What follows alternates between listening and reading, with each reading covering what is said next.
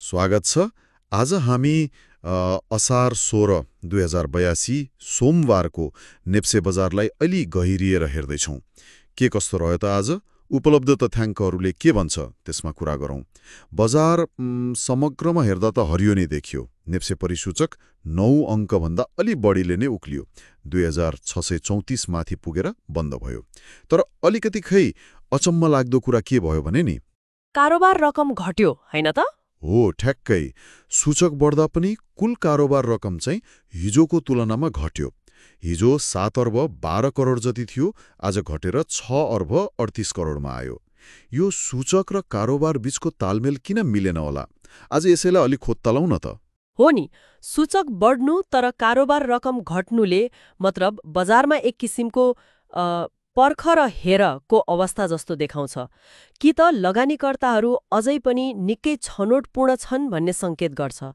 तर राम्रो पक्ष के हो भने बजारको चौडाइ मतलब बढ्ने कम्पनीको सङ्ख्या 145, घट्ने 103 भन्दा बढी नै छ। ए, त्यो त सकारात्मक भयो।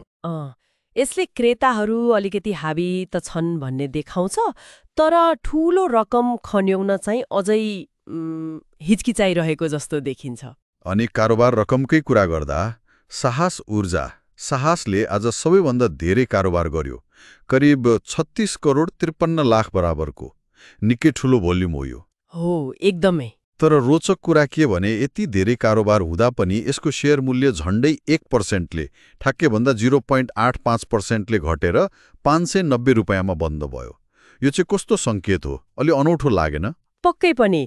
यस्तो उच्च कारोबारसँगै मूल्य घट्नुले प्राय दुईवटा कुरातिर सङ्केत गर्छ कि त पहिले किनेका लगानीकर्ताहरूले नाफा सुरक्षित गरिरहेका छन्, मतलब प्रफिट बुकिङ भयो, कि त फेरि ठूला खेलाडीहरूले चाहिँ बिक्री चाप बढाएका छन्, जसलाई हामी डिस्ट्रिब्युसन पनि भन्छौँ। साहस ऊर्जामा पछिल्लो समय मूल्य राम्रै बढेको थियो हैन? त्यसैले केही लगानीकर्ताले चाहिँ अब अहिलेको यो गतिविधिलाई बाहिरिने अवसरको रूपमा लिएको पनि हुन सक्छ। त्यो पनि हुन सक्छ। ल, अब बढ्ने कम्पनीहरूतिर हेरौँ न त। राप्ती हाइड्रो, RHCGL अनि धौलागिरी लघुवित्त DLBSले त आज सर्किट लेभलमै वृद्धि गरे, झण्डै 10%ले। हो, राम्रो वृद्धि देखियो यी दुईमा। अनि अरूमा भिन नेपाल लघुवित्त, सिन्धु विकास ब्याङ्क, सप्तकोशी विकास ब्याङ्क पनि टप कमाउनेमा परे। यसमा त फेरि जलविद्युत र लघुवित्त विकास ब्याङ्कै दबदबा देखियो नि कमाउनेमा। एकदम। यो ट्रेन्डले के देखाउँछ भने यी क्षेत्रहरूप्रति लगानीकर्ताको चासो फेरि बढेको छ। सायद केही नीतिगत सुधारको आश हो कि वा यी क्षेत्रका कम्पनीहरूको वित्तीय अवस्थामा सुधार आएको विश्लेषणले काम गर्यो कि। तर यो क्षेत्रगत आकर्षण मात्रै हो भन्न पनि अलि गाह्रो छ, किनभने कम्पनी विशेष विश्लेषण पनि उत्तिकै महत्त्वपूर्ण देखिन्छ अहिले। त्यो किन भन्नुभयो? किनभने घट्ने कम्पनीहरूको सूची हेर्नुस् न फेरि। त्यहाँ पनि फेरि जलविद्युतकै कम्पनीहरू छन्। पञ्चकन्या माई हाइड्रो PMHPL लगभग 5%ले घट्यो। हो त। अनि ग्रिन डेभलपमेन्ट ब्याङ्क GRDBL पनि 4.65%ले घटेको छ। अनि People's Hydro, Panchthar power, Kalika power जस्ता अरू जलविद्युत कम्पनीहरू पनि गुमाउने सूचीमै छन्। एउटै सेक्टरका कम्पनी टप गेनरमा पनि टप लुजरमा पनि। हो, यहीँनिर कुरा अलि रोचक छ।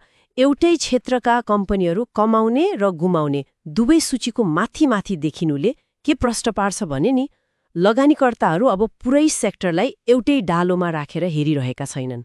मतलब कम्पनी छान्दैछन्। हो, हरेक कम्पनीको आफ्नो वित्तीय स्वास्थ्य, उसको व्यवस्थापन कस्तो छ, भविष्यको सम्भावना के छ, हो यस्तो कुरा हेरेर लगानी निर्णय गरिरहेको प्रश्न हुन्छ। सबै जलविद्युत वा सबै विकास ब्याङ्क एकै नासका छैनन् भन्ने सन्देश हो यो। ठिक हो। अनि कित्ताको हिसाबले हेर्दा पनि सबैभन्दा बढी किनबेच हुनेमा सिङ्गटी हाइड्रो, बलेफी हाइड्रो अनि फेरि त्यही साहस ऊर्जा नै परे। यी सबै फेरि जलविद्युत नै भए। हो, भोल्युममा जलविद्युतको उपस्थिति बलियो देखियो। अब क्षेत्रगत सूचकलाई हेर्दा पनि यो मिश्रित प्रवृत्ति नै झल्किन्छ के। 13वटा उपसमूह मध्ये 9वटा हरियो भए, 4वटा रातो।